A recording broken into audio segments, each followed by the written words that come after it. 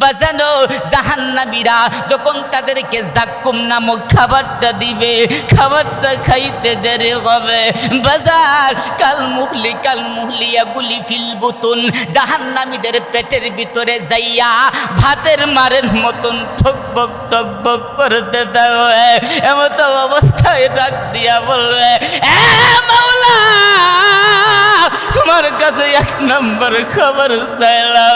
মাওলা, তুমি আমাদেরকে ধরি নামক খাবার দিলা। মাওলা, আমাদের ক্ষুধা নিবারণ হবে দূরের কথা। মাওলা, ধরি নামক খাবারটা খাইয়া মাওলা আমাদের মুখটা এবং জিহ্বাটা পড়ে গেছে, আর সহ্য করতে পারি না। মাওলা, তোমার কাছে 2 নাম্বার খাবার চাইলাম। মাওলা, গিসলিন নামক খাবার দিলা। মাওলা, গিসলিন নামক খাবারটা খাইয়া আমরা ক্ষুধা নিবারণ হবে দূরের কথা। মাওলা, গলাটা ভরে গেছে। মাওলা, ক্ষুধার যন্ত্রণা সহ্য করতে পারি না। 3 নাম্বার তোমার কাছে খাবার চাইলাম। মাওলা, জাক্কুম নামক খাবারটা দিল। মাওলা, জাক্কুম নামক খাবারটা খাইয়া মাওলা আমাদের পেটের ভিতরে যাইয়া ভাতের মারের মতন ঠকবক টকবক করতেছে। সহ্য করা যাবে? সহ্য করা যাবে না। আল্লাহর পয়গম্বর সাল্লাল্লাহু আলাইহি ওয়াসাল্লাম বলেন, এ সাহাবীরা, মহান আল্লাহ পাক রব্বুল আলামিন নাফরমানদের জন্য মহান আল্লাহ তাআলা অসংখ্য অগণিত শাস্তি রেডি করে রেখে দিয়েছেন। এর মধ্যে 1 নাম্বার শাস্তিটার নাম হলো নারুন। নারুন মানে হইল আগুন।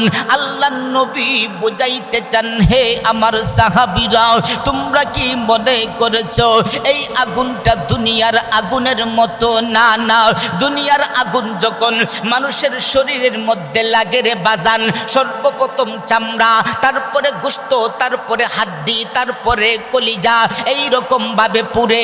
কিন্তু জাহান্নামের আগুন যখন আপনার নাফরমানদের শরীরের মধ্যে লেগে যাবে, কিভাবে পুড়বে?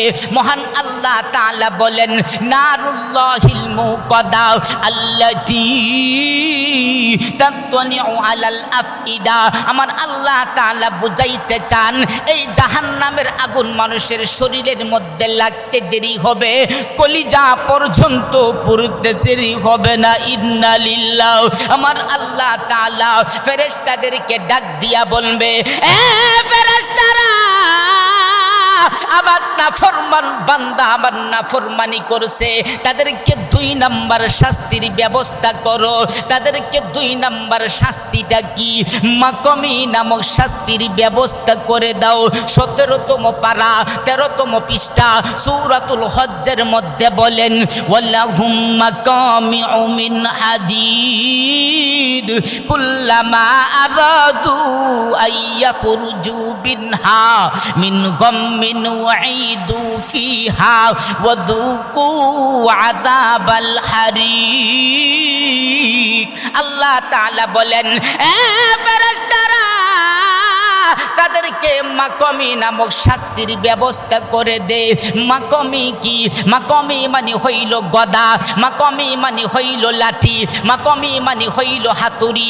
আল্লাহ নবী বুঝাইতে চান, হে আমার সাহাবীরা, তোমরা কি মনে করেছো এই হাতুড়িটা দুনিয়ার হাতুড়ির মতো, এই লাঠিটা দুনিয়ার লাঠির মতো, এই গদাটা দুনিয়ার গদার মতো? না না, আল্লাহ নবী বুঝাইতে চান, এই হাতুড়িটাকে যদি দুনিয়ার কোনো পাহাড়ের মধ্যে রেখে দেওয়া হয়, ওই পাহাড়টা তুলার মতন উড়তে থাকবে। ইন্না লিল্লাহ। এইরকম হাতুড়ি দ্বারা নাফরমানদেরকে আঘাত করতে থাকবে। ইন্না লিল্লাহ। এমতো অবস্থায় মহান আল্লাহ তাআলা ডাক দিয়া বলবে, হে আমার ফেরেশতারা, আমার নাফরমান বান্দা নাফরমানি করছে, তাদেরকে 3 নাম্বার শাস্তির ব্যবস্থা করো। আগলাল নামক শাস্তির ব্যবস্থা করে দাও। 24তম পারা 14তম 12তম পৃষ্ঠা সূরাতুল মুমিনের মধ্যে বলেন ইদিল আগলালু ফি আনাকিহিম ওয়াসসালাসিলু ইসহাবুন। মহান আল্লাহ তাআলা বলেন তাদেরকে আগলাল নামক শাস্তির ব্যবস্থা করে দাও। আগলাল কি? আগলাল মানে হইল বেরি। আল্লাহর নবী বুঝাইতে চান তোমরা কি মনে করেছো এই বেরিটা দুনিয়ার বেরির মতো? না না, দুনিয়ার আসামিদেরকে বেরি পরানো হয় হাতের মধ্যে, কিন্তু জাহান্নামীদের হাতের মধ্যে পরানো হবে না রে বাজান, তাদের গলায় এবং গাড়ের মধ্যে পরানো হবে। এই রকম ভাবে পরানো হবে, টাইট করে পরানো হবে, জখম হইব, এই জখম দিয়া রক্ত পুষ্পানি বের হতে থাকবে। ইন্না লিল্লাহ। মহান আল্লাহ তাআলা বলে এ ফেরেশতারা, আবার নাফরমান বান্দা আমার নাফরমানি করছে, তাদেরকে 4 নাম্বার শাস্তির ব্যবস্থা করে দাও। 4 নাম্বার শাস্তিটা কি? সালাসিল। সালাসিল কি? সালাসিল মানে হইল জিনজিল। 29তম পারা 7 নাম্বার পৃষ্ঠা সূরাতুল হাক্কর মধ্যে বলেন সুম্মা ফি সিলসিলাতিন দারউহা 70 যিরাআন ফাসলুকু। মহান আল্লাহ তাআলা বলেন নাফরমানদেরকে সালাসিল নামক শাস্তির ব্যবস্থা করে দাও। আল্লাহর নবী বুঝাইতে চান তোমরা কি মনে করেছো এই জিনজিলটা দুনিয়ার জিনজিলের মতো? না না, আমার আল্লাহ তাআলা বলেন 70 যিরাআ। 70 মানে হইল 70, যিরাআ মানে হইল গজ, অর্থাৎ 70 গজ বিশিষ্ট আগুনের জিনজিল দ্বারা জাহান্নামীদেরকে পেছাইয়া জাহান্নামে শাস্তি দেওয়া হবে। ইন্না লিল্লাহ। মহান আল্লাহ তাআলা জাহান্নামীদেরকে 5 নাম্বার শাস্তির ব্যবস্থা করে দিবে হাইয়াতুন ওয়া আকরাবুন। হাইয়াতুন ওয়া আকরাবুন কি? সাপ বিচ্ছু। আল্লাহর নবী বুঝাইতে চান এ সাহাবীরা, তোমরা কি মনে করেছো দুনিয়ার সাপ বিচ্ছুর মতো? না না, এক একটা সাপ হবে উটের মতো উষা, এক একটা বিচ্ছু হবে খচ্চরের মতো, ওইগুলি দংশন করতে থাকবে। ইন্না লিল্লাহ। এমতো অবস্থায় জাহান্নামীরা আর সহ্য করতে পারবে না, এবারে ডাক দিয়া বলবে এ মাওলা, জাহান্নামের শাস্তি আর সহ্য করতে পারি না গো মাওলা। মাওলা ক্ষুধার যন্ত্রণা, মাওলা একটু খাবারের ব্যবস্থা করে দাও না। আবার আল্লাহ তাআলা ফেরেশতাদেরকে ডাক দিয়া বলে এ ফেরেশতারা, আবার নাফরমান বান্দা, আমার নাফরমান বান্দা আমার কাছে খাবার চায়, তাদেরকে 4টা খাবারের ব্যবস্থা করে দাও। 1 নাম্বার হলো তাদেরকে দড়ি নামক খাবারের ব্যবস্থা করে দাও। 30তম পারা 12তম পৃষ্ঠা সূরাতুল গাশিয়ার মধ্যে বলেন লাইসা লাহুম তুআমুন ইল্লা মিন দরি লা ইসমিনু ওয়ালা ইগুনি মিন জু। মহান আল্লাহ তাআলা বলেন তাদেরকে দড়ি নামক খাবারের ব্যবস্থা করে দাও। বাজানো জাহান্নামীরা দড়ি নামক খাবারটা খাইতে দেরি হবে, তাদের মুখটা এবং জিহ্বাটা পুরতে দেরি হবে না। এমতো অবস্থায় ডাক দিয়া বলবে এ মাওলা, আমাদেরকে তুমি কি খাবার দিলা গো মাওলা? মাওলা তোমার কাছে দড়ি নামক খাবার চাইলাম, মাওলা তোমার কাছে খাবার চাইলাম, মাওলা তুমি দড়ি নামক খাবার দিলা, আমাদের ক্ষুধা নিবারণ হবে দূরের কথা, মাওলা আমাদের মুখটা এবং জিহ্বাটা পুড়ে গেছে, মাওলা আর সহ্য করতে পারি না। আমার আল্লাহ তাআলাকে বলবেন মাওলা আরেকটা খাবারের ব্যবস্থা করে দাও না। আমার আল্লাহ তাআলা বলেন এ ফেরেশতারা, আমার নাফরমান বান্দা আমার কাছে খাবার চায়, তাদেরকে গিসলিন নামক খাবারের ব্যবস্থা করে দে। 29তম পারা 8 নাম্বার পৃষ্ঠা সূরাতুল হাক্কর মধ্যে বলেন ওয়ালা তুআমুন ইল্লা মিন গিসলিন লা ইয়াকুলুহু ইল্লাল খাতিউন। আমার আল্লাহ তাআলা বলেন তাদেরকে গিসলিন নামক খাবারের ব্যবস্থা করে দাও। বাজানো গিসলিন নামক খাবারটা খাইতে দেরি হবে, তাদের গলাটা পুরতে দেরি হবে না। এমত অবস্থায় ডাক দিয়া বলবে মাওলা আমাদেরকে তুমি কি খাবার দিলা? মাওলা ক্ষুধার যন্ত্রণায় তোমার কাছে খাবার চাইলাম। মাওলা তুমি আমাদেরকে গিসলিন নামক খাবার দিলা, আমাদের ক্ষুধা নিবারণ হবে দূরের কথা, মাওলা আমাদের গলাটা পুড়ে গেছে আর সহ্য করতে পারি না, আরেকটা খাবারের ব্যবস্থা করে দাও না। আমার আল্লাহ ফেরেশতাদেরকে ডাক দিয়া বলবে হে আমার ফেরেশতারা, আমার নাফরমান বান্দা আমার কাছে খাবার চায়, তাদেরকে জাক্কুম নামক খাবারের ব্যবস্থা করে দে। 25তম পারা 16তম পৃষ্ঠা সূরাতুদ দুখানের মধ্যে বলেন ইন্না শাজারাতাজ জাক্কুম তুআমুল আফিম কাল মুখলি ইয়াকুলি ফিল বুতুন। মহান আল্লাহ তাআলা বলেন তাদেরকে গিসলিন নামক খাবারের ব্যবস্থা করে দাও। বাজানো জাহান্নামীরা যখন তাদেরকে জাক্কুম নামক খাবারটা দিবে, খাবারটা খাইতে দেরি হবে। বাজার কাল মুখলি ইয়াকুলি ফিল বুতুন, জাহান্নামীদের পেটের ভিতরে যাইয়া ভাতের মারের মতন ঠকবক টকবক করতে দেবে। এমত অবস্থায় ডাক দিয়া বলবে এ মাওলা তোমার কাছে 1 নম্বর খাবার চাইলাম, মাওলা তুমি আমাদেরকে ধরি নামক খাবার দিলা, মাওলা আমাদের ক্ষুধা নিবারণ হবে দূরের কথা, মাওলা ধরি নামক খাবারটা খাইয়া মাওলা আমাদের মুখটা এবং জিহ্বাটা পড়ে গেছে আর সহ্য করতে পারি না, মাওলা তোমার কাছে 2 নম্বর খাবার চাইলাম, মাওলা গিসলিন নামক খাবার দিলা, মাওলা গিসলিন নামক খাবারটা খাইয়া আমরা ক্ষুধা নিবারণ হবে দূরের কথা, মাওলা গলাটা ভরে গেছে। মাওলা ক্ষুধার যন্ত্রণা সহ্য করতে পারি না, 3 নম্বর তোমার কাছে খাবার চাইলাম, মাওলা জাক্কুম নামক খাবারটা দিল, মাওলা জাক্কুম নামক খাবারটা খাইয়া মাওলা আমাদের পেটের ভিতরে যাইয়া ভাতের মারের মতন ঠকবক টকবক করতেছে। সহ্য করা যাবে?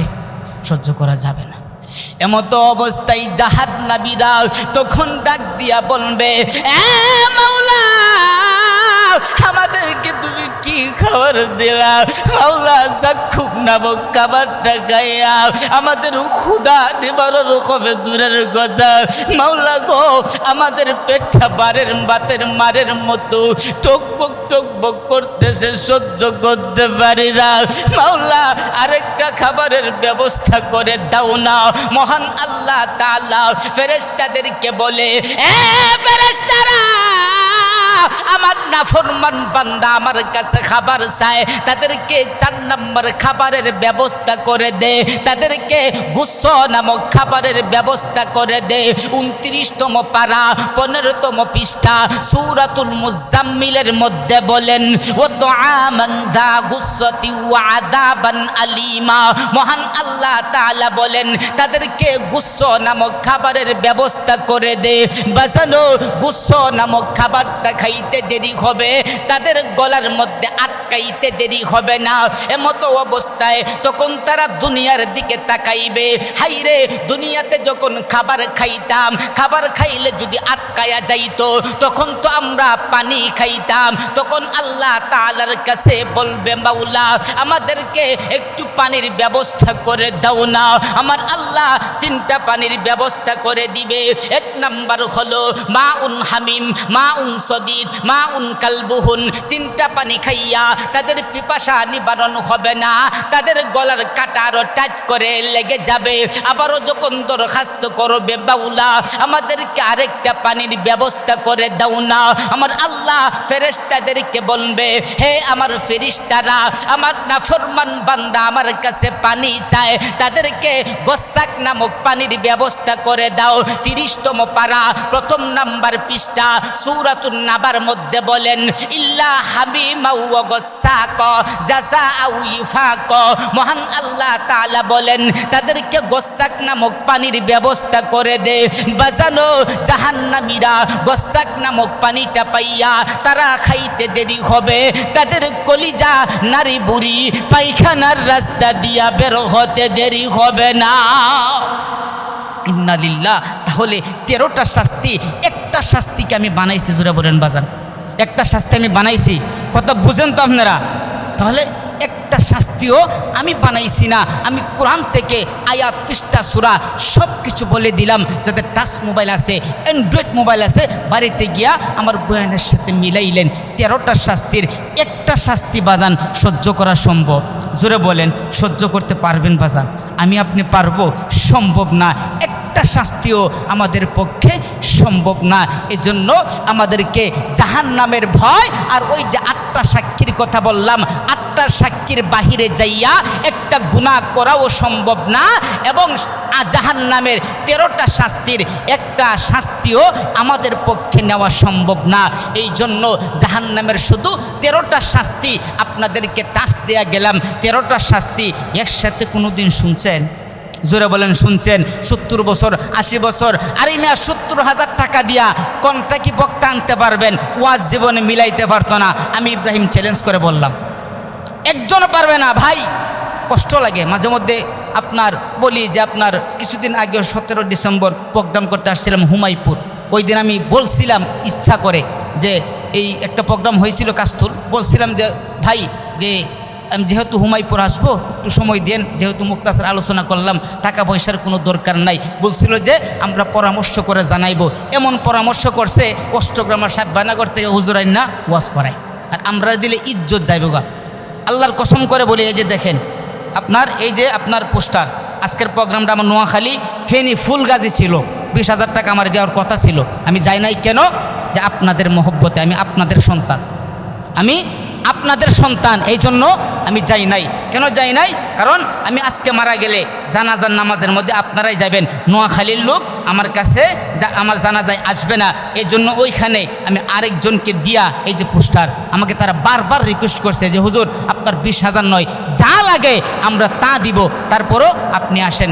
বললাম যে আমার এলাকার মাহফিল, আমাকে যদি টাকা নাও দেয় তারপরও কোরআনে আমি আমার এলাকার মহব্বতে আমাকে যেতে হবে, এই জন্য আসলাম। এই জন্য ভাই যে আবার রাগ করেন না, রাগ করছেন নাকি? কারণ আমি তো কোরআন থেকে কথা বলতেছি, এই জন্য বাড়ির গুরু গাড়ার গাছ খানা, সমস্যা নাই। আপনাদের দোয়ায়, আপনাদের দোয়ায় আল্লাহর রহমতে 64 জেলায় এই বছর প্রোগ্রাম করছি ইনশাআল্লাহ। এই জন্য দোয়া চাই আমি আপনাদের কাছে, আপনাদের সন্তান, আপনাদের ভাতিজা, আপনাদের নাতি, আপনাদের কাছে দোয়া চাই। আল্লাহ তাআলা যেন এই মৃত্যু পর্যন্ত যেন দিনের কাজ করে যেতে পারি। আল্লাহ তাআলা আমাকে সুস্থ নেক হায়াত দান করুক, সবাই বলি আমিন। যেই কথাটা বুঝাইতে চাইলাম, এখন আসেন হযরত লুকমান তার সন্তানকে নামাজের কথা কেন বললেন? হযরত লুকমান তার সন্তানকে নামাজের কথা বললেন কেন? এই কথাটা বুঝতে গেলে আমাদেরকে অন্য একটা আয়াত নিয়ে অল্প কিছু সময় কথা বলতে হবে। দিবেন তো ইনশাল্লাহ? কষ্ট হবে আপনাদের? অল্প কিছু সময়। আল্লাহ পাক রব্বুল আলামিন বলেন সানুরিহিম আয়াতিনা ফিল আফাকি ওয়া ফি আনফুসিহিম হাত্তা ইয়াতাবায়্যানা লাহুম আন্নাহুল হক। আমার আল্লাহ তাআলা বলেন, এ বান্দা, আমি আল্লাহ পাক রব্বুল আলামিন 2টা জাহান সৃষ্টি করলাম। একটা হলো বড় জাহান, আর একটা হলো ছোট জাহান। বড় জাহানটাকে আমি আল্লাহ তাআলার কোরআনের ভাষায় বললাম আফাক। আমি আল্লাহ ছোট একটা জাহান বানাইলাম, সেটাকে বললাম আনফুস। আমি আল্লাহ তাআলা বড় জাহান বলতে কি বোঝায়? আপনার 7টা জমিন হলো বড় জাহান। 7টা জমিনকে মহান আল্লাহ তাআলা একটা পাথরের উপরে রেখে দিয়েছেন, সেটাও হলো বড় জাহান। আল্লাহ এই পাথরটাকে একটা মাছের পিঠের উপরে রেখে দিয়েছেন, মাছটাও হলো বড় জাহান। আল্লাহ এই মাছটাকে পানির উপরে রেখে দিয়েছেন, এই পানিটাও হলো বড় জাহান। আল্লাহ এই পানিটাকে একটা প্লেটের মধ্যে রেখে দিয়েছেন, এই প্লেটটাও হলো বড় জাহান। এই প্লেটটাকে কোথাও রাখে নাই, ভাসমান অবস্থায় রেখে দিয়েছেন, সেটাকে বলা হয় পাতাল, সেটাও হলো বড় জাহান। নিচের দিক দিয়া পাতাল পর্যন্ত যাইলাম, উপরের দিক দিয়া 7টা আকাশ হলো বড় জাহান, 7টা শূন্য স্থান ফাড়ি দিয়া, 7টা শূন্য স্থান বড় জাহান, 7টা শূন্য স্থান ফাড়ি দিয়া আরেকটা শূন্য স্থান ফাড়ি দিয়া হযরত মিকাইলের অফিস, সেইটাও হলো বড় জাহান। আরেকটা শূন্য স্থান ফাড়ি দিয়া হযরত ইসরাফিলের অফিস, সেইটাও হলো বড় জাহান। আরেকটা শূন্য স্থান ফাড়ি দিয়া হযরত জিব্রাইল আলাইহিস সালাতু ওয়াস সালামের অফিস, সেইটাও হলো বড় জাহান। আরেকটা শূন্য স্থান ফাড়ি দিয়া হযরত আজরাইলের অফিস, সেইটাও হলো বড় জাহান। আরেকটা শূন্য স্থান ফাড়ি দিয়া সিদরাতুল মুনতাহা সীমান্ত এলাকা, ওইটাও হলো বড় জাহান। আরেকটা শূন্য স্থান ফাড়ি দিয়া 4টা নহর আছে, 2টা নহরের কালেকশন জান্নাতের সাথে, 2টা নহরের কালেকশন জাহান্নামের সাথে, সেইটাও হলো বড় জাহান। আরেকটা শূন্য স্থান ফাড়ি দিয়া, আরেকটা শূন্য স্থান ফাড়ি দিয়া সিদরাতুল মুনতাহা লৌহে মাহফুজ, আরেকটা সিদরা আপনার শূন্য স্থান ফাড়ি দিয়া লৌহে মাহফুজ, সেইটাও হলো বড় জাহান। সেইটাকে নিয়ে তুমি যদি গবেষণা করো, আমি আল্লাহ তাআলাকে চিনা তোমার জন্য যথেষ্ট হইয়া যাইব। আরেকটা বিশাল বড় শূন্য স্থান ফাড়ি দিয়া আরশে আজিম, ওইটাও হলো বড় জাহান। আমার আল্লাহ তাআলা বুঝাইতে চান আরশে আজিম থেকে নিয়া পাতাল পর্যন্ত যা কিছু আছে মানুষ ব্যতীত সব কিছু হলো বড় জাহান। আমার আল্লাহ তাআলা বুঝাইতে চান, এ বান্দা 7টা আকাশ নিয়ে তুমি যদি গবেষণা করো, আমি আল্লাহ তাআলাকে চিনা তোমার জন্য যথেষ্ট হইয়া যাইব। আমি আল্লাহ 7টা জমিন বানাইলাম, সেইটা নিয়ে তুমি যদি গবেষণা করো, আমি আল্লাহ তাআলাকে চিনা তোমার জন্য যথেষ্ট হইয়া যাইব। আমি আল্লাহ 7টা জমিনকে পাথরের উপরে রেখে দিলাম, সেইটাও হলো বড় জাহান। সেইটাকে নিয়ে তুমি যদি গবেষণা করো, আমি আল্লাহ তাআলাকে চিনা তোমার জন্য যথেষ্ট হইয়া যাইব।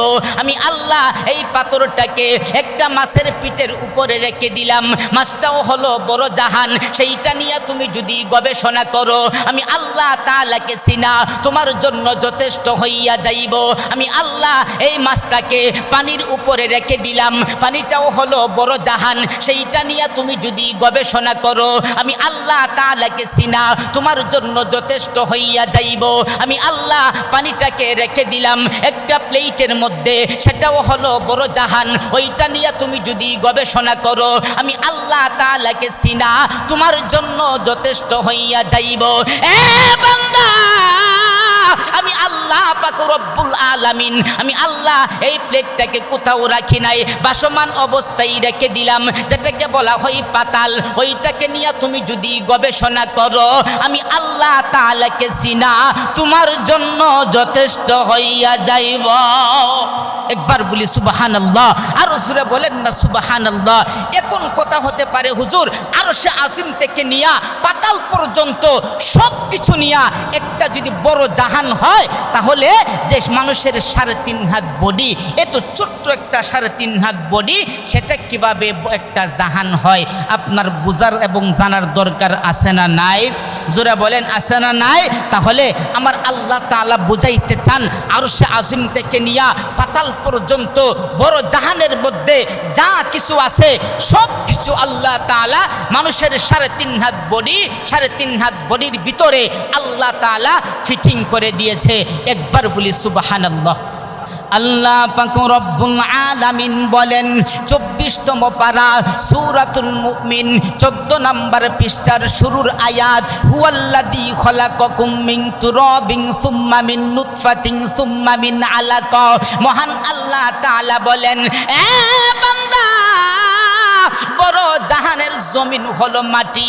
আমি আল্লাহ পাক রব্বুল আলামিন যে ছোটো জাহান বানাইলাম, ছোটো জাহানের মাটি হইল তোমার গায়ের গোশতগুলি। সুবহানাল্লাহ, আরো জোরে বলেন না সুবহানাল্লাহ। মহান আল্লাহ তাআলা বুঝাইতে চান, এ বান্দা আমি আল্লাহ তাআলা বড় জাহানের মাটি গজে যখন সৃষ্টি করলাম, এখানে বসবাস করার উপযোগী নয়। একদিক দিয়ে হাঁটলে কোমর পর্যন্ত ডাবিয়া যায়, আর একদিক দিয়ে হাঁটলে পা কাটিয়া যায়। আমি আল্লাহ পাক রব্বুল আলামিন বসবাসের উপযোগী করার জন্য আমি আল্লাহ পাক রব্বুল আলামিন পাহাড় নামক হাড্ডি আমি আল্লাহ তাআলা সৃষ্টি করে দিলাম। 17তম পারা 3 নম্বর পৃষ্ঠায় মহান আল্লাহ তাআলা বলেন, ওয়াজআলনা ফিল আরদি রাওয়াসিয়া আন তামিদা বিহিম ওয়াজআলনা ফিহা ফিজাজা। মহান আল্লাহ তাআলা বলেন, ওয়াজআলনা ফিল আরদি রাওয়াসিয়া। রাওয়াসিয়া মানে হইল পাহাড়। মহান আল্লাহ তাআলা বুঝাইতে চান, এ বান্দা আমি আল্লাহ পাক রব্বুল আলামিন 3.5 হাত বডি ছোট জাহানের গোশতগুলি যখন বানাইলাম, এই গোশতগুলি নিয়ে চলাফেরা করা যায় না। আমি আল্লাহ চলাফেরা করার উপযোগী করার জন্য আমি আল্লাহ পাক রব্বুল আলামিন তোমার গায়ের মধ্যে আমি আল্লাহ হাড্ডি নামক আমি আল্লাহ পাহাড় সৃষ্টি করে দিলাম। সুবহানাল্লাহ। মহান আল্লাহ তাআলা বুঝাইতে চান, আমি আল্লাহ বড় জাহানটা আমি আল্লাহ মাটি দ্বারা সৃষ্টি করলাম। ওইটা নিয়ে তুমি যদি গবেষণা করো, আমি আল্লাহ তাআলাকে চিনা তোমার জন্য যথেষ্ট হইয়া যাইব। এ বান্দা তুমি যদি বড় জাহানের মাটি নিয়া গবেষণা করার মতো সময় না পাও, আমি আল্লাহ ছোট জাহান 3.5 হাত বডি, 3.5 হাত বডির ভিতরে আমি আল্লাহ পাক রব্বুল আলামিন তোমার গায়ের গোশতগুলি আমি আল্লাহ তাআলা যে সৃষ্টি করলাম, ওইগুলি নিয়ে তুমি যদি গবেষণা করো, আমি আল্লাহ তাআলাকে চিনা তোমার জন্য যথেষ্ট হইয়া যাইব। সুবহানাল্লাহ। মহান আল্লাহ তাআলা বুঝাইতে চান, আমি আল্লাহ বড় জাহানটাকে বসবাসের উপযোগী করার জন্য বিশাল বড় বড় পাহাড় আমি আল্লাহ সৃষ্টি করে দিলাম। ওই পাহাড় নিয়া যদি গবেষণা করো, আমি আল্লাহ তাআলাকে চিনা তোমার জন্য যথেষ্ট হইয়া যাইব। এ বান্দা তুমি যদি পাহাড়ের কিনারে না যাইতে পারো, আমি আল্লাহ 3.5 হাত বডির ভিতরে আমি আল্লাহ হাড্ডি নামক পাহাড় সৃষ্টি করে দিলাম। ওইটা নিয়ে তুমি যদি গবেষণা করো, আমি আল্লাহ তাআলাকে চিনা তোমার জন্য যথেষ্ট হইয়া যাইব। একবার বলি সুবহানাল্লাহ। আর জোরে বলেন না সুবহানাল্লাহ। আস্তে আস্তে দেখবেন একেবারে পানির মতো ক্লিয়ার হয়ে যাবে বয়ান, একেবারে সবার বুঝে আসবে ইনশাআল্লাহ। এখন আসেন, বড় জাহানের মধ্যে 3 ধরনের পানি আছে। 1 নাম্বার তিতা পানি, 2 নাম্বার মিঠা পানি, 3 নাম্বার লবণাক্ত পানি। তাহলে আপনার এই 3টা পানি আল্লাহ তাআলা ছোট জাহান 3.5 হাত বডির ভিতরেও আল্লাহ তাআলা ফিটিং করে দিয়েছেন। একবার বলি সুবহানাল্লাহ। বড় জাহানের মধ্যে তিতা পানি কোথায় আছে? আল্লাহ আপনার তিতা পানি হলো ভারতের গুজরাট নামক একটা প্রদেশ আছে, সেখানে একটা কুয়া আছে। এই কুয়ার পানি হইল তিতা। পৃথিবীর বুকে আর কোনো কুয়াও নাই, তিতা পানিও নাই। আমার আল্লাহ সেই ভারতের কুয়াতে তো আমাদের পক্ষে যাওয়া সম্ভব, কয়জন যেতে পারবো? আল্লাহ ভারতের সেই কুয়াটা 3.5 হাত বডি, 3.5 হাত বডির ভিতরে কোথায় ফিটিং করে দিয়েছে একটু খেয়াল করলে দেখবেন। আমরা যখন বমি করি দেখবেন বমির আগে একটা পানি আসে, কিংবা বমি করার পরেও একটা পানি আসে। আসে কি আসে না? জোরে বলেন, আসে কি আসে না? সেই পানিটা কেমন লাগে? তিতা লাগে।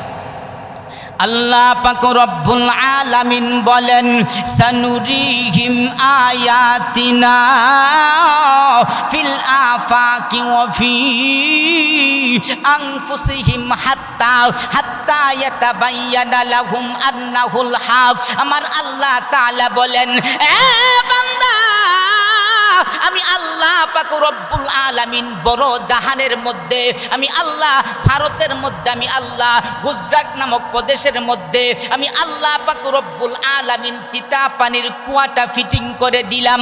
ওইটা নিয়ে তুমি যদি গবেষণা করো, আমি আল্লাহ তাআলাকে চিনা তোমার জন্য যথেষ্ট হইয়া যাইব। আমার আল্লাহ তাআলা বুঝাইতে চান, এ বান্দা তুমি যদি ভারতের কুয়ার কিনারে না যাইতে পারো, আমি আল্লাহ মানুষের 3.5 হাত বডি ছোট জাহানের মধ্যে একটা পিত্তলি আছে, এই পিত্তলির মধ্যে আমি আল্লাহ ভারতের কুয়াটা ফিটিং করে দিলাম। বান্দা ওইটা নিয়ে তুমি যদি গবেষণা করো, আমি আল্লাহ তাআলাকে চিনা তোমার জন্য যথেষ্ট হইয়া যাইব। একবার বলি সুবহানাল্লাহ, আর জোরে বলেন না সুবহানাল্লাহ। এখন আসেন মিঠা পানি, ভাই যত নদী নালা খাল বিল টিউবওয়েল আপনার যে পানিগুলি আছে, এই পানিগুলি কেমন লাগে? আপনার মিঠা লাগে নাকি লবণাক্ত লাগে? মিঠা লাগে, চিনি দিয়া মিঠা না, না জিমজিম মিঠা। আল্লাহ তাআলা সেই পানিটা 3.5 হাত বডির ভিতরে কোথায় ফিটিং করে দিয়েছেন? ভাই একটু খেয়াল করলে দেখবেন আমাদের জিহ্বার নিচে একটা পানি আছে, যেটাকে বলা হয় লালা, যেটাকে বলা হয় থুতু। জুড়ে বলেন ঠিক কিনা? ওই পানিটা কেমন লাগে? আপনার ঝিমঝিম মিঠা লাগে। আল্লাহ তাআলা বুঝাইতে চান, সানুরিহিম আয়াতিনা ফিল আফাকি ওয়া ফি আনফুসিহিম হাত্তা ইয়াতাবায়্যানা লাহুম আন্নাহুল হক। মহান আল্লাহ তাআলা বলেন, এ বান্দা, আমি আল্লাহ পাক রব্বুল আলামিন বড় জাহানের মধ্যে আমি আল্লাহ তাআলা মিঠা পানি রেখে দিয়েছি। মিঠা পানি কোথায়? পদ্মা, মেঘনা, যমুনা, সুরমা, কুশিয়ারা সবগুলি নদীর পানি হলো মিঠা। মহান আল্লাহ তাআলা বলেন, তুমি যদি পদ্মা নদীর কিনারে যাইয়া আমি আল্লাহ তাআলাকে নিয়ে গবেষণা করো, আমি আল্লাহ তাআলাকে চিনা তোমার জন্য যথেষ্ট হইয়া যাইব। বান্দা তুমি যদি মেঘনা নদীর কিনারে যাইয়া আমি আল্লাহ তাআলাকে নিয়ে গবেষণা করো, আমি আল্লাহ তাআলাকে চিনা তোমার জন্য যথেষ্ট হইয়া যাইব। মহান আল্লাহ তাআলা বুঝাইতে চান, এ বান্দা, তুমি যদি মেঘনা নদীর কিনারে না যাইতে পারো, তুমি যদি পদ্মা নদীর কিনারে না যাইতে পারো, তুমি যদি যমুনা নদীর কিনারে না যেতে পারো, আমি আল্লাহ ছোট জাহান 3.5 হাত বডি, 3.5 হাত বডির ভিতরে আমি আল্লাহ তোমার জিহ্বার নিচে আমি আল্লাহ পদ্মা নদী, মেঘনা নদী, সুরমা নদী, কুশিয়ারা নদী আমি আল্লাহ ফিটিং করে দিলাম। ওইটা নিয়ে তুমি যদি গবেষণা করো, আমি আল্লাহ তাআলাকে চিনা তোমার জন্য যথেষ্ট হইয়া যাইব। সুবহানাল্লাহ, আর জোরে বলেন না সুবহানাল্লাহ। মহান আল্লাহ তাআলা বুঝাইতে চান, এ বান্দা, বড় জাহানের নদীগুলি যদি শুকায়া যায় তাহলে তুমি জমি চাষ করতে পারবা না, জমির মধ্যে ফসল হবে না। ঠিক তেমনি ভাবে আমি আল্লাহ তোমার জিহ্বার নিচে যে আমি আল্লাহ সুরমা, কুশিয়ারা ফিটিং করে দিলাম, তোমার জিহ্বার নিচের ওই লালাটা যদি শুকায়া যায় তাহলে তোমার জিহ্বাটা শুকায়া যাবে। যদি জিহ্বাটা শুকায়া যায় তাহলে তোমার মুখটা শুকায়া যাবে। আর যদি তোমার মুখটা শুকায়া যায়, তোমার কলিজা ফেটে তুমি দুনিয়া থেকে বিদায় হইয়া যাইবা। মহান আল্লাহ তাআলা বলেন, ওইটা নিয়ে তুমি যদি গবেষণা করো, আমি আল্লাহ তাআলাকে চিনা তোমার জন্য যথেষ্ট হইয়া যাইব। একবার বলি সুবহানাল্লাহ, আরো জোরে বলেন না সুবহানাল্লাহ। তিতা পানি গেল, মিঠা পানি গেল, এখন আসেন লবণাক্ত পানি। ভাই দেখবেন আটলান্টিক মহাসাগর, বঙ্গোপসাগর, যারা চট্টগ্রাম গেছেন দেখবেন একটু খেয়াল করে আপনার ওই পানিগুলি কেমন লাগে? লবণাক্ত লাগে। ওই পানিগুলি কেমন লাগে? লবণাক্ত লাগে। আল্লাহ তাআলা সেই লবণাক্ত পানিটা সেই আটলান্টিক মহাসাগর, আল্লাহ তাআলা বঙ্গোপসাগর মানুষের 3.5 হাত বডি কোথায় ফিটিং করে দিয়েছে একটু খেয়াল করে দেখবেন। আমরা অনেক সময় কান্নাকাটি করি, ছোটোবেলা কত কান্নাকাটি করছি, এখনও তো কান্নাকাটি করি। কান্না করতে করতে অনেক সময় দেখবেন একটু পানি আপনার গাল বায়া অনেক সময় 1-2 ফুটা আপনার মুখের ভিতরে যায় কি যায় না? জোরে বলেন যা কি জানা? ওই পানিটা কেমন লাগে? লবণাক্ত লাগে। আমার আল্লাহ বুঝাইতে চান, সানুরিহিম আয়াতিনা ফিল আফাকি ওয়া ফি আনফুসিহিম হাত্তা ইয়াতাবায়্যানা লাহুম আন্নাহুল হক। মহান আল্লাহ তাআলা বলেন, এ বান্দা, আমি আল্লাহ পাক রব্বুল আলামিন আমি আল্লাহ বড় জাহানের মধ্যে লবণাক্ত পানি রেখে দিলাম। লবণাক্ত পানি কোথায়? কোথায়? সমস্ত সাগরগুলির পানি হলো লবণাক্ত। আমার আল্লাহ তাআলা বলেন, তুমি যদি বঙ্গোপসাগরের কিনারে যাইয়া আমি আল্লাহ তাআলাকে নিয়া গবেষণা করো, আমি আল্লাহ তাআলাকে চিনা তোমার জন্য যথেষ্ট হইয়া যাইব। বান্দা, তুমি যদি বঙ্গোপসাগরের কিনারে না যাইতে পারো, আমি আল্লাহ মানুষের 3.5 হাত বডি, আমি আল্লাহ মানুষের 3.5 হাত বডি ছোট জাহান, ছোট জাহানের চোখের ভিতরে আমি আল্লাহ বঙ্গোপসাগর ফিটিং করে দিলাম। ওইটা নিয়ে তুমি যদি গবেষণা করো, আমি আল্লাহ তাআলাকে চিনা তোমার জন্য যথেষ্ট হইয়া যাইব। একবার বলি সুবহানাল্লাহ। এখন বুঝতেছেন তো আস্তে আস্তে নাকি? বোঝা যাচ্ছে কথা? উঠা বসা করতেছেন কেন? দেখবেন আপনার ওয়াজের মধ্যে বইলে ডায়াবেটিস নাই, কিন্তু ডায়াবেটিস হয়ে যাবে। জোরে বলেন ঠিক কিনা? এমনিতে দেখবেন আপনার চায়ের স্টলে বৈশা আপনার মুরব্বী চাচা দেখবেন 5 ওয়াক্ত নামাজও পড়ে, নামাজ থেকে বাইরেয়া তসবিটা হাতে লইয়া আপনার একেবারে সামনে টুলো বয়া সুবহানাল্লাহ সুবহানাল্লাহ, এ বড়া টিভিটা স্যার মা এরকম ঠিক কিনা? জোরে বলেন। আপনার সুবহানাল্লাহ সুবহানাল্লাহ সুবহানাল্লাহ, কেউ খালেদা জিয়া আসে না মরছে? সুবহানাল্লাহ সুবহানাল্লাহ সুবহানাল্লাহ, তারেক যে কি আইসে না আইব? সুবহানাল্লাহ সুবহানাল্লাহ সুবহানাল্লাহ, উমুকের ফুতের বোন তো এই সমস্যা। এরকম হয় কি না? জুড়ে বলেন।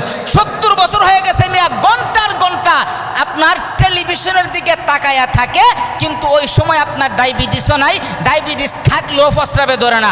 আর আপনার কোরআনের মজলিসে আসলে 5 মিনিট বসতে পারে না, আপনার প্রস্রাবে ধরে টানে। প্রস্রাবে ধরে না, শয়তানে প্রস্রাবে ধরায়। জোরে বলেন, শয়তানে প্রস্রাবে ধরায়। কারণ এখানে যতক্ষণ পর্যন্ত থাকবেন ততক্ষণ পর্যন্ত রহমত নাজিল হতে থাকবে। একবার বলি সুবহানাল্লাহ। শয়তান তো এটা সহ্য করবে না। এজন্য কোরআন থেকে আমি সরাসরি তাফসির শোনাইতেছি। আপনাদের কষ্ট হচ্ছে ইনশাআল্লাহ? কিছুক্ষণ চলবে তো? তাহলে এখানে বসলে আমাদের ডায়াবেটিস না থাকলেও ডায়াবেটিস হয়ে যায়। বা একটু যদি আপনার ধরে তারপর একটু সেবা টিভা দিয়া একটু থাকেন, বেশি সমস্যা হলে যাওয়ার অনুমতি আছে। এমতো অবস্থায় আপনার যে 3টা পানি পাইলাম, বড় জাহান ছোটো জাহানের মধ্যে মিঠা পানিও পাইলাম, তিতা পানিও পাইলাম, লবণাক্ত পানিও পাইলাম। তিতা পানি কোথায়? পিত্তলির মধ্যে আল্লাহ ভারতের কুয়াটা ফিটিং করে দিয়েছেন। আপনার মিঠা পানি কোথায়? আল্লাহ জিব্বার নিচে আল্লাহ তাআলা পদ্মা, মেঘনা, যমুনা আল্লাহ তাআলা ফিটিং করে দিয়েছে। লবণাক্ত পানি আল্লাহ তাআলা আটলান্টিক মহাসাগর, বঙ্গোপসাগর চোখের ভিতরে আল্লাহ তাআলা ফিটিং করে দিয়েছে। একটু খেয়াল করলে দেখেন না, আপনার বাহির থেকে যদি একটা লবণের সিটা কিংবা একটা লেবুর সিটা যদি আপনার চোখের মধ্যে যায়, এই চোখটা জ্বলে কি জ্বলে না? তাহলে চিন্তা করেন না, যেই পানিটা কান্না করার পরে আপনার 1-2 ফোঁটা মুখের মধ্যে যায়, ওই পানিটা লবণাক্ত। আল্লাহ তাআলা এই যে লবণাক্ত পানিটা ফিটিং করে দিয়েছে, আমাদের চোখের কোনো সমস্যা হয় না। ওইটা নিয়ে তুমি যদি গবেষণা করো, আমার আল্লাহ তাআলাকে তো চিনা যথেষ্ট হইয়া যাইব। একবার বলি সুবহানাল্লাহ। এখন আসেন, বড় জাহানের মধ্যে আপনার 3 ধরনের প্রাণী আছে। একটা হলো বড় প্রাণী, আরেকটা হলো ছোটো মাঝারি প্রাণী, আরেকটা হলো ছোটো প্রাণী। বড় প্রাণী হলো হাতি, মহিষ, গরু, ওইগুলি হলো বড় প্রাণী। মাঝারি প্রাণী হলো হাঁস, মোরগ, আর ছোটো প্রাণী হলো পিঁপড়া, তারপরে মশা। ছোটো জাহানের মধ্যে যে আপনার 3 ধরনের প্রাণী আছে। দেখবেন 1 ধরনের উকুন হয় মাথার মধ্যে, 3 ধরনের উকুন আপনার মাথার মধ্যে হয়। বড়টারে বলা হয় টুলা, মাঝারিটারে বলা হয় ফুঞ্জাইল, আপনার তারপরে সুরুরারে বলা হয় লিক। জুড়ে বলেন ঠিক কিনা? আমার আল্লাহ তাআলা বুঝাইতে চান, সানুরিহিম আয়াতিনা ফিল আফাকি ওয়া ফি আনফুসিহিম হাত্তা এতাবাইয়ানা লাহুম আন্নাহুল হক।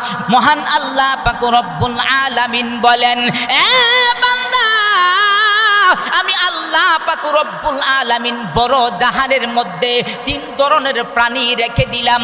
বড় প্রাণী, মাঝারি প্রাণী, ছোট প্রাণী। আমি আল্লাহ মানুষের 3.5 হাত বডির ভিতরেও আমি আল্লাহ মানুষের মাথার মধ্যে 3 ধরনের প্রাণী রেখে দিলাম। ওইটা নিয়ে তুমি যদি গবেষণা করো, আমি আল্লাহ তাআলাকে চিনা তোমার জন্য যথেষ্ট হইয়া যাইব। সুবহানাল্লাহ। বড় জাহানের মধ্যে সূর্য আছে, চন্দ্র আছে, ছোট জাহানের মধ্যে চন্দ্র সূর্য আছে কিনা? মহান আল্লাহ তাআলা বলেন ওয়াশ-শামসু তাজরি লিমুস্তাকাররিল লাহা যালিকা তাকদীরুল আজিজিল আলীম ওয়াল কমারা কদ্দারনাহু মানাজিলা হাত্তা আদাকাল উরজুনিল কদিম। মহান আল্লাহ তাআলা বলেন এ বান্দা, প্রতিদিন সকালবেলা সূর্যটা যখন উদিত হয়, সূর্যটা যখন উদিত হইয়া তার কক্ষপথে চলে, যখন সন্ধ্যাবেলা অস্ত যায়, অস্ত যাইয়া আল্লাহ তাআলার আরশে আজিমের মধ্যে গিয়া সেজদা দেয়, সেজদা দিয়া বলেন মহান আল্লাহ প্রতিদিনের ন্যায় আবার উদয় হব কি হব না? মহান আল্লাহ তাআলা তার তসবিহ কবুল করে মহান আল্লাহ অনুমতি দেয়, আবার আপনার সূর্য আপনার পূর্ব দিক দিয়া উদিত হয়। মহান আল্লাহ তাআলা বলেন তোমার একটা চোখ হলো চন্দ্রের নমুনা, আরেকটা চোখ হলো সূর্যের নমুনা। সুবহানাল্লাহ। আর রাসূল বলেন না সুবহানাল্লাহ। মানুষের দিক হইল দুইটা, বড় জাহানেরও দিক হইল দুইটা।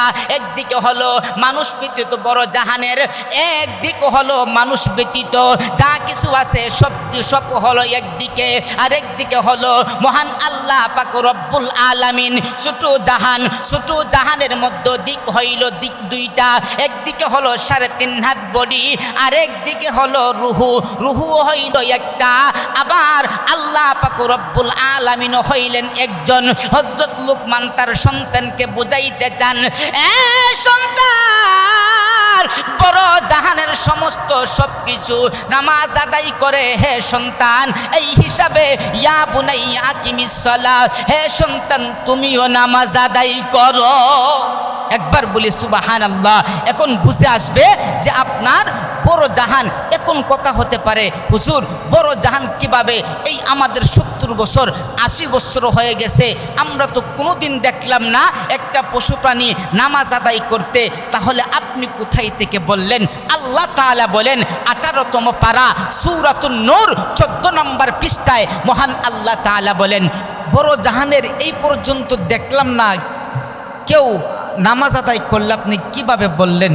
আল্লাহ তাআলা বলেন কুল্লুম কদ আলিমা সলাতা, যে আপনার সব কিছু আল্লাহ নামাজ আদায় করে এবং তসবিহ আদায় করে। এখন কথা হতে পারে হুজুর, এদিকে লক্ষ্য করেন, এখন কথা বলতে হবে হুজুর আপনি তো সারা দেশ প্রোগ্রাম করে বেড়ান, আপনি তো হাঁসও ফালেন না, মুরগও ফালেন না, গরু মহিষও ফালেন না, আমরা তো ওইগুলি সারা জীবন ফাইলে আসছি, তাহলে কোনোদিন তো শুনলাম না একটা মুরগ তাসবিহ আদায় করতে, একটা গরু তাসবিহ আদায় করতে। তাহলে আপনি কোথায় থেকে বললেন?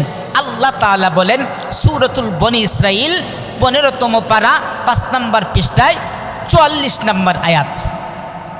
আল্লাহ পাক রব্বুল আলামিন বলেন তুসাব্বিহু লাহুস সামাওয়াতুস সাবউ ওয়াল আরদু ওয়া মান ফীহিন ওয়া ইম মিন শাইইন ইল্লা ইউসাব্বিহু বিহামদিহি ওয়ালাকিন লা তাফকাহুনা তাসবিহাহুম। মহান আল্লাহ পাক রব্বুল আলামিন বলেন এ বান্দা, আল্লাহ পাক রব্বুল আলামিন বলেন হে দুনিয়ার মানুষ, তুসাব্বিহু লাহুস সামাওয়াতুস সাবউ ওয়াল আরদ, 7 আকাশ এবং জমিনের মধ্যে যা কিছু আছে সবকিছু মহান আল্লাহ পাক রব্বুল আলামিনের তাসবিহ আদায় করে। সুবহানাল্লাহ। ওয়া ইম মিন শাইইন ইল্লা ইউসাব্বিহু বিহামদি, এমন কোনো কিছু নাই আমার আল্লাহ তাআলার তাসবিহ আদায় করে না, কিন্তু ওয়ালাকিন লা তাফকাহুনা তাসবিহাহুম, বান্দা তোমরা তা বুঝো না। একবার বলি সুবহানাল্লাহ, আর জোরে বলেন না সুবহানাল্লাহ। এমত অবস্থায় তখন হযরত লুকমান তার সন্তানকে বলেন সব কিছু আল্লাহর ইবাদত করে এই দিকে তাকায়া, হে সন্তান তোমার প্রতি আমার 3 নম্বর উপদেশ যে ইয়া বুনাইয়া আকিমিস সালাহ, হে সন্তান নামাজ কায়েম করো। একবার বলি সুবহানাল্লাহ। এখন আসেন 4 নম্বর, তখন হযরত লুকমান বলেন হে সন্তান 4 নম্বর উপদেশ ওয়ামুর বিল মারুফ, সৎ কাজের আদেশ করো, ওয়ানহা আনিল মুনকার, অসৎ কাজের নিষেধ করো। ওয়াসবির আলা মা আসাবাক, যে বিপদে ধৈর্য ধারণ করো। তারপরের আয়াতের মধ্যে বলেন যে ওয়ালা তুসাইর খাদ্দাকা লিন্নাস, হে সন্তান তোমার প্রতি 7 নাম্বার উপদেশ হলো যে অহংকার বশত যে তুমি কাউকে অবজ্ঞা করিও না, অবহেলা করিও না। তারপরে 8 নাম্বার বলেন ওয়ালা তামশি ফিল আরদি মারহা, জমিনের মধ্যে অহংকার করে চলিও না, জমিনের মধ্যে অহংকার করে চলিও না। ভাই, যার ভিতরে বিন্দু পরিমাণ অহংকার আছে সে জান্নাতে যাবে দূরের কথা, জান্নাতের গন্ধও পাবে না। এই জন্য যার ভিতরে অহংকার নাই, আল্লাহ তাআলা তার সম্মান দুনিয়াতে আল্লাহ তাআলা তাকে সম্মানিত করেন এবং পরকালে আল্লাহ তাআলা তাকে জান্নাত দান করবে। একবার বলি সুবহানাল্লাহ। তাহলে 8 নাম্বার হলো ওয়ালা তামশি ফিল আরদি মারহা, হে সন্তান তোমার প্রতি 8 নাম্বার উপদেশ হলো অহংকার বশত জমিনে অহংকার করিও না। তারপরে 9 নাম্বার উপদেশ হলো ওয়াকসিদ ফি মাশিক, যে তুমি মধ্যম পন্থা চলতে গিয়া মধ্যম পন্থা অবলম্বন করো। তারপরে বলেন ওয়াগদুদ মিন সৌতিক, যে তখন বলেন 10 নাম্বার হলো যখন কথা বলো নরম সুরে মিষ্টি সুরে একজন মানুষের সাথে কথা বলো, যাতে একজন মানুষ তোমার কোনো কথার দ্বারা একজন মানুষ যেন কষ্ট না পায়। একজন মানুষকে কথার দ্বারা কষ্ট দেওয়া যাবে? জোরে বলেন, কথার দ্বারা কষ্ট দেওয়া যাবে? কথার দ্বারা কষ্ট দিলে কি হবে? আল্লাহ সূরাতুল বুরুজের মধ্যে বলেন ইন্নাল্লাযীনা ফাতানুল মুমিনিনা ওয়াল মুমিনাতি সুম্মা লাম ইয়াতুবু ফালাহুম আযাবু জাহান্নাম ওয়ালাহুম আযাবুল হারিক। আল্লাহ পাক রব্বুল আলামিন বলেন, এ বান্দা, একজন মানুষের সাথে কথা বলতে যাইয়া তার সাথে এই রকম ভাবে কথা বলিও না। কথা বলতে গিয়া যদি তোমার কোনো কথার দ্বারা ওই লোকটা কষ্ট পেয়ে যায়, এই কষ্টের শাস্তি আমি আল্লাহ পাক রব্বুল আলামিন তোমাকে দুজকের আগুনের মধ্যে জ্বালাইব। তাহলে আপনার হযরত লুকমান তার সন্তানকে 10 নাম্বার উপদেশ দিলেন, হে সন্তান মানুষের সাথে যখন কথা বলো নিচু গলায় মিষ্টি আওয়াজে মানুষের সাথে কথা বলো। এই হলো 10টা উপদেশ। মাত্র 1টা 2টা 3টা নিয়ে একটু বিস্তারিত আলোচনা করলাম। আরও 7টা উপদেশ নিয়ে মোটামুটি আলোচনা করতে গেলে 7 ঘন্টার প্রয়োজন। আমার উস্তাদ পাশে বসা, বড় ভাইয়ের পাশে বসা, অন্য একদিন সময় পাইলে বিস্তারিত বলবো ইনশাআল্লাহ।